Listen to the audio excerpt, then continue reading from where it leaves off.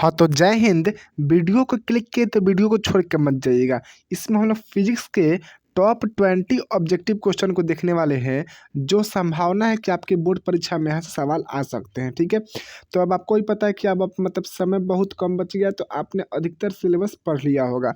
तो हम लोग मिला के 20 क्वेश्चन लेके आए हैं और 20 क्वेश्चन बहुत इंपॉर्टेंट है। तो आपका अगर हिम्मत है, अगर आपका दम है, एकदम आपको चुनौती देते हैं, दम है, तो 20 में से 15 भी सही करके दिखाइए। आपको अंतिम तक करना है, अंतिम में एकदम ईमानदारी से बताना है कि आप 20 में से कितना सही कर पा रहे हैं। और सबसे प्रथम सवाल कहता है कि किस दर्पण की फोकस दूरी ऋणात्मक होता है। तो ध्यान रखिएगा मेरे साथी जी कि आपका जो अवतल दर्पण होता है उसका फोकस दूरी क्या होता है, ऋणात्मक होता है। और जो उत्तल दर्पण होती है उसकी फोकस दूरी क्या होती है, पॉजिटिव यानी धनात्मक होती है। सवाल अगला है आपका दूसरा नंबर कि दर्पण की फोकस दूरी एफ है और वक्रता त्रिज्या आर में क्या संबंध होता है। तो ध्यान रखिएगा कि जो फोकस दूरी होती है वो वक्रता त्रिज्या की आधी होती है, यानी एफ बराबर r/2 का संबंध होता है। तो आपका ऑप्शन नंबर क्या हो जाएगा, बी एकदम राइट आंसर होगा। सवाल अगला है कि सामान्य दृष्टि के लिए स्पष्ट दृष्टि की न्यूनतम दूरी है। तो सामान्य दृष्टि के लिए स्पष्ट दृष्टि की न्यूनतम दूरी कहने का मतलब ये हुआ कि सामान्य नेत्र कितना के नज़दीक वस्तु को स्पष्ट देख सकता है। तो कितना होता है, 25 सेंटीमीटर होता है। ऑप्शन नंबर क्या हो जाएगा आपका, बी एकदम राइट आंसर होगा। सवाल अगला है आपका चौथा नंबर सवाल कि श्वेत प्रकाश का कौन सा रंग किसी प्रिज्म से गुजरने के पश्चात सबसे कम झुकता है। तो ध्यान रखिए कि सबसे कम जो है आपका लाल रंग झुकता है, सबसे कम, क्योंकि सबसे ऊपर लालवे ना रहता है। जैसे प्रिज्म से ये प्रिज्म हो गया, अब जब प्रिज्म से श्वेत प्रकाश को गुजरेगी तो ससुर की नाती 7 रंग में विभक्त हो जाती है। तो सबसे कम कौन झुकता है, लाल झुकता है। सवाल अगला है 5 नंबर कि मानव आँख के रेटिना द्वारा बनाई गई छवि होता है। आप सभी को पता है कि मानव के किस भाग पे प्रतिबिंब बनता है, मानव के आँख के, तो रेटिना पे बनता है। रेटिना कैसा प्रतिबिंब बनाता है, आभासी और सीधा कि वास्तविक और उल्टा, कि आभासी और उल्टा, कि वास्तविक और सीधा। तो ध्यान रखेंगे कि मानव आँख के रेटिना द्वारा बनाई गई जो छवि होती है क्या होती है, वास्तविक होता है। गौर कीजिएगा, क्या होता है, वास्तविक होता है, उल्टा होता है और कैसा होता है, छोटा होता है। तो ऑप्शन नंबर आपका बी एकदम राइट आंसर होगा। सवाल अगला है कि आकाश का रंग नीला प्रतीत होता है। तो आकाश का रंग नीला प्रतीत होने का कारण क्या है मेरे साथी जी, तो प्रकाश का परावर्तन है कि प्रकाश का प्रकीर्णन की प्रकाश का अपवर्तन। तो सबको पता है कि प्रकाश के प्रकीर्णन के कारण आकाश का रंग नीला प्रतीत होता है। ऑप्शन नंबर बी एकदम राइट आंसर होगा। सवाल अगला है कि किस दर्पण से वस्तु का प्रतिबिंब बड़ा बनता है। तो ध्यान रखिएगा कि समतल दर्पण जो होता है वो समान साइज का प्रतिबिंब बनाता है, उत्तल जो होता है छोटा प्रतिबिंब बनाता है, और ससुरा जो अवतल होता है वो छोटा, समान और बड़ा तीनों साइज का प्रतिबिंब बना सकता है। तो ध्यान ये रखेंगे, आपसे बड़ा कौन बनाएगा, तो बड़ा हमेशा अवतल ही बनाएगा, समतल और उत्तल और बड़ा नहीं बना सकता है। सवाल अगला है 8 नंबर सवाल, और 8 नंबर सवाल कहता है कि निम्नलिखित में से कौन सा लेंस निकट दृष्टि दोष को ठीक करने के लिए उपयोग किया जाता है। तो किसी व्यक्ति को अगर निकट दृष्टि दोष हुआ है तो उसके लिए वो अवतल लेंस का उपयोग करेगा, किस लेंस का, अवतल का उपयोग करेगा। ठीक है, लेकिन ससुरा को दूर दृष्टि दोष हुआ है तो कौन सा, तो दूर के लिए हम लोग उत्तल का उपयोग करते हैं। ध्यान रखेंगे प्यारे बच्चों। ठीक है, तो आपका राइट आंसर क्या होगा, अवतल। सवाल अगला है 9 नंबर कि निम्नलिखित में से कौन सा उपकरण विद्युत धारा की उपस्थिति दर्शाता है।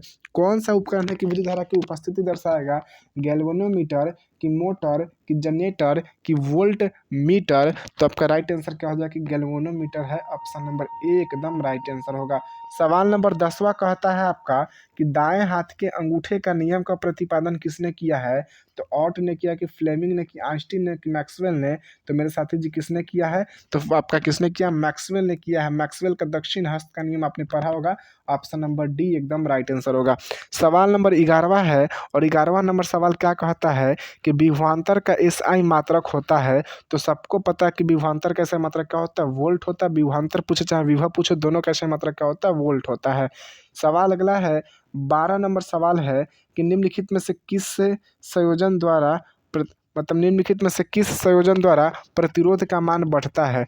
मतलब किस संयोजन में हम लोग किसी चीज़ को जोड़ेंगे तो प्रतिरोध का मान बढ़ेगा, श्रेणी क्रम में कि समानांतर क्रम में कि श्रेणी एवं समानांतर क्रम दोनों, कि इनमें से कोई नहीं। तो किसमें प्रतिरोध का मान बढ़ता है, तो श्रेणी क्रम में जोड़ने पर प्रतिरोध का मान बढ़ता है। ऑप्शन नंबर ए एकदम राइट आंसर होगा। सवाल अगला है कि चुंबकीय बल रेखा की प्रकृति होती है, तो चुंबकीय बल रेखा की जो प्रकृति होती है वो कैसी होती है, काल्पनिक होती है। आपका ऑप्शन नंबर जो होगा ए एकदम राइट आंसर होगा। सवाल नंबर अगला है आपका 14 नंबर सवाल कि 1 किलोवाट घंटा किसके बराबर होता है। तो 1 किलोवाट घंटा जो होता है 3.6 गुने 10 की पावर 6 जूल के बराबर होता है। ऑप्शन नंबर क्या हो जाएगा आपका सी एकदम राइट आंसर होगा। सवाल नंबर 15 कहता है आपका कि नवीकरणीय ऊर्जा का स्रोत क्या है। नाभिकीय ऊर्जा की, सौर ऊर्जा की, कोयला से प्राप्त ऊर्जा की, प्राकृतिक गैस से प्राप्त ऊर्जा। तो मेरे साथी जी नवीकरणीय ऊर्जा यानी वैसी ऊर्जा जो कभी खत्म ना हो, बनते रहे, तो सौर ऊर्जा से प्राप्त ऊर्जा नवीकरणीय ऊर्जा का स्रोत है। ऑप्शन नंबर बी एकदम राइट आंसर होगा। सवाल नंबर 16 कहता है कि कौन सा लेंस को अपसारी लेंस भी कहा जाता है। तो अवतल लेंस को अपसारी लेंस भी कहा जाता है। तो आपका राइट आंसर क्या होगा, ए एकदम राइट आंसर होगा। सवाल नंबर अगला है 17 नंबर सवाल कि आपका 17 नंबर सवाल कहता है कि प्रकाश का प्राथमिक वर्ण है। तो प्रकाश का प्राथमिक वर्ण कौन है, लाल है कि नीला है कि हरा है कि उपयुक्त सभी। तो उपयुक्त सभी जो है प्रकाश का प्राथमिक वर्ण है। सारे सवाल पूछे गए हैं, आप मिला के गाइड उठा के चुन चुन के देख सकते हैं। सवाल अगला है 18 नंबर कि निम्नलिखित में से कौन नेत्र का रंगीन भाग होता है। तो नेत्र का रंगीन भाग कौन होता है मेरे साथी जी, तो नेत्र का रंगीन भाग आपका आइरिस होता है यानी परितारिका होता है। ऑप्शन नंबर आपका डी एकदम राइट आंसर होगा। आइरिस बोलिए चाहे परितारिका बोलिए। सवाल अगला है कि 1 HP बराबर होता है कितना वाट। तो 1 HP बराबर आपका होता है 550 वाट, सॉरी 550 बोल रहा, 746 वाट। ऑप्शन नंबर क्या हो जाएगा आपका एकदम राइट आंसर होगा। ठीक है। सवाल अगला है कि विशालक शीशा यानी मैग्नीफाइंग ग्लास होता है, अवतल लेंस होता है कि उत्तल लेंस होता है कि अवतल दर्पण की उत्तल दर्पण। तो मेरे साथी जी आपका जो विशालक शीशा यानी जो मैग्नीफाइंग ग्लास होता है वो कैसा होता है, अवतल लेंस होता है। ऑप्शन नंबर आपका ये हो जाएगा।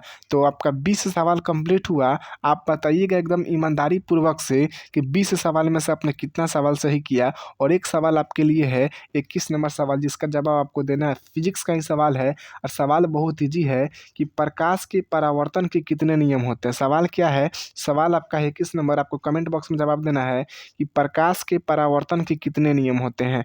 प्रकाश के परावर्तन के कितने नियम होते हैं। परावर्तन के कितने नियम होते हैं, कितने नियम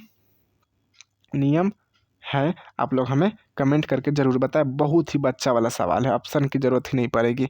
ठीक है, चलिए।